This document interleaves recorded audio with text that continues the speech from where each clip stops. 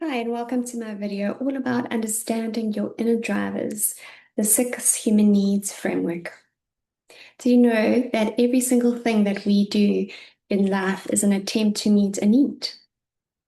And we're all meeting all six human needs to some degree, but we normally have two that run the show for us and that are the most important. So, while each human being is unique and we all share a nervous system that functions in the same way, we also have these six fundamental human needs that everybody has in common, and all behavior is simply an attempt to meet these needs. Behavior is always a fruit of something deeper. So these needs are the force that drive all our emotions, our actions, and our quality of life, and ultimately our destiny. So let's talk about these six needs. What are they? They are number one is certainty. Certainty is a need to avoid pain and to pursue comfort. Then there's variety. Variety is the need for the unknown, for adventure, for change and new stimuli. And then number three is significance. Significance is the need to feel unique, to feel important, special, and needed. Number four is connection or love, the need for intimacy or a feeling of closeness with someone or something. Then number five and six are the ones that are going to be giving us a feeling of fulfillment in life. So number five is growth, the need for an expansion of capacity, for learning and understanding. And number six, contribution. Contribution is that sense of service and that sense of focusing on helping and giving and supporting.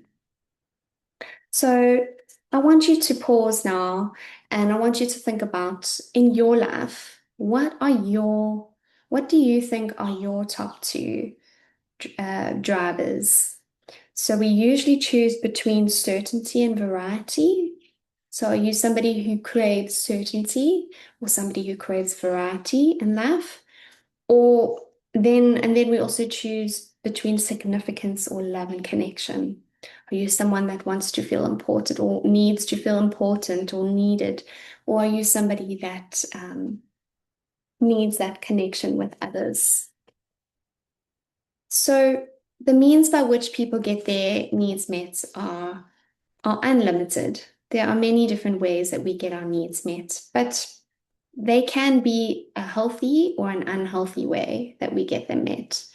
So sometimes, for example, um, when we have a need for certainty, we can end up becoming controlling, very controlling. Um, and this is obviously an unhealthy way to get certainty met. When we have a need for significance, another unhealthy way that we can get this met is pursuing competition with others and destroying and tearing others down um, so that you can feel more important. So the point I'm trying to make is that we can choose, we have the control over whether we get our needs met in an unhealthy way or in a healthy way, and we can choose in which way we're going to get our needs met. Because now that we are aware of them, we can take actions and make choices that can get them met in a healthy way.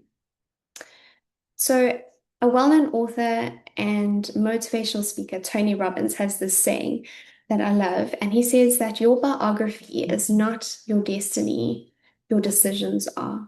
And so there's so much power in choice and decision. Um, we don't just let life happen to us. We can choose how our life turns out, what decisions we make, and how we get our needs met. So, I want to touch on as someone living with fibromyalgia, it doesn't change our needs. It just changes the way that you can get them met. And I'll give some tips further on in this video about getting needs met with fibromyalgia. But I just want to quickly go through some examples of the different needs and how people get them met. So with number one, certainty, people get this need met through routines, familiar relationships, financial security, knowing what to expect, and avoiding any risks or change. When certainty is high, we feel calm and grounded. And when certainty is lacking, we feel anxious and we try, as I said earlier, we try to control and overplan. Then there's number two, variety. So with variety, we need the opposite of certainty. We need adventure. So have you ever wondered, like if you're somebody who has certainty, you would probably think people with variety are a little bit crazy. Like they do crazy things sometimes to get that variety need met. You know, things like skydiving and like hiking 1,000,000 kilometers and running crazy triathlons and like yeah, there are many different ways that you can get variety met, but also through creativity, novelty, new experiences, travel, um, and even, believe it or not, drama, causing drama and chaos around you. Obviously, that's not a healthy way to meet variety. Um, so when it's met healthily, we feel alive. And when it's not met, we feel restless and bored. Okay, number three, significance. We get this need met through achievement, recognition, being needed, and sometimes being the strong one and the one that is always helping others. So that helping others is not a bad thing in itself, but when we are always the one who's helping and always the one who's having to be strong in a certain situation, that's something to think about. So when this need is balanced, we feel confident and a sense of self-worth. When it's unmet, we can feel like we always have to be perfect. There's a sense of people pleasing and comparison. Okay, number four, love and connection. This is the need to give and receive love, as I said earlier. We meet this through intimacy, community. Community is a big one and very important with this need, and feeling a need to feel understood and accepted. And when the need for love and connection is not met, we feel extremely isolated and lonely, and we tend to withdraw or over attach ourselves to people.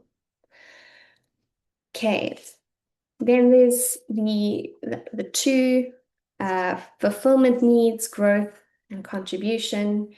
With growth, we can meet this need through personal development, through healing, challenging ourselves, getting ourselves out of our comfort zone. And when we don't get the need for growth met, we often feel frustrated and stuck, just stuck in life. And sometimes growth doesn't need to be a hustle. It can be, you can do, you can grow at your own pace. And I just wanted to say that, yeah, sometimes people have this misconception that in order to grow, we have to do something crazy. No, we can do small things to grow every day. And the need for contribution next. We can get this need met through sharing your story, through mentoring someone, through doing small things to create impact, or big things. And when we don't get the need for contribution met, we can find ourselves feeling empty and feeling like we don't have purpose in life. And so contribution is often really powerful in filling up our cup